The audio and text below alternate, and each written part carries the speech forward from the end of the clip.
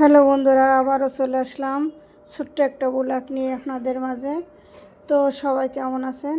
আসসালামু আলাইকুম। কী অবস্থা সবাই কেমন আছেন? আশা করি সুস্থ এবং ভালো আছেন। আলহামদুলিল্লাহ আমি বেশ ভালো আছি। তো যে দেখুন, আমি মাছ ডলছি কি দিয়ে, ডুমুরের পাতা দিয়ে। আসলে কি জানেন, পাঙ্গাস মাছ কিন্তু কালো থাকলে খাওয়া যায় না। তো আজকে মাছ নিয়ে আসছে এমন সময়, মনে করেন গোসল করতে যাব সেই সময় নিয়ে আসছে। তো সেগুলো কুটে বেছে রাখছি, আবার নিয়ে আসছে মাছ। এখন কি করব বলেন? তো গোসল করতে করতে আমাদের 3টা বাজছে। আসলে রান্না করব কখন আর খাবো কখন, তাই বলেন দিন। তো আজকে আল্লাহর ইচ্ছা যে আমি সকালবেলা একসঙ্গে সব কিছু রান্না করে রাখছিলাম। তো বড় বাড়িতে আজকে খাবো, যেহেতু আজকে অনেক মাছ আমি রান্না করছি, তাই কি ওই বাড়ি খাওয়া হবে না, আজকে এখানে খাওয়া হবে। আমি ভিডিওতে অনেকবার বলছি যে আমার আফার বাড়ি আর আমার বাড়ি পাশাপাশি। তো আমরা 2 বোন পাশাপাশি, যেহেতু রান্নাবান্না খাওয়া দাওয়া একটু দূরত্ব হলেও কিন্তু খাওয়া দাওয়া প্রায় একসঙ্গে হয়। যখন বেশি মানুষ আসে বা আত্মীয় স্বজন আসে, বেশি মাছ নিয়ে আসে, তখন এই বাড়ি সব কিছু কুটা বাসা খাওয়া দাওয়া একই সঙ্গে হয়। আসলে কি জানেন, আমাদের আর কেউ নাই। তো 2 বোন ছাড়া একটা ভাই ছিল, তাও মারা গেছে, মা নাই।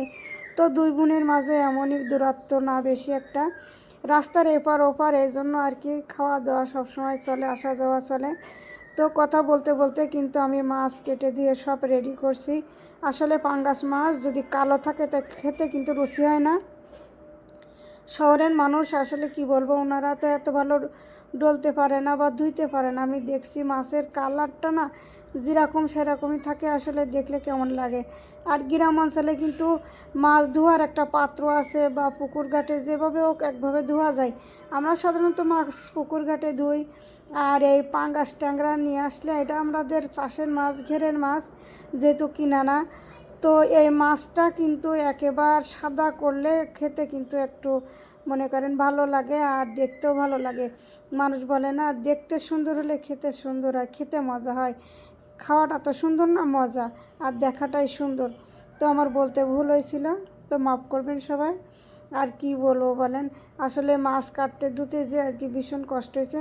আমি নামাজ পড়ছি প্রায় 3টার দিকে আজকে, সাথে সাথে ভিডিও ছাড়া লাগবে মনে করেন, একেবারে তাড়াহুড়ার পরে ছিলাম আজকে সবাই। তো একটা বৌমা রান্না করছে আর আমরা 2 জনে মাছ কাটছি, ধুইছি। তারপর আজকের আর রান্না করিনি, মাছ সন্ধ্যায় রান্না করব। তো বড় বাড়ি রান্না করছিল মাছ, সেটাই খাইছি দুপুরে। আকাশবাবু এখানে খাইছে, আজকেরও বাড়িতে খাইনি আমি।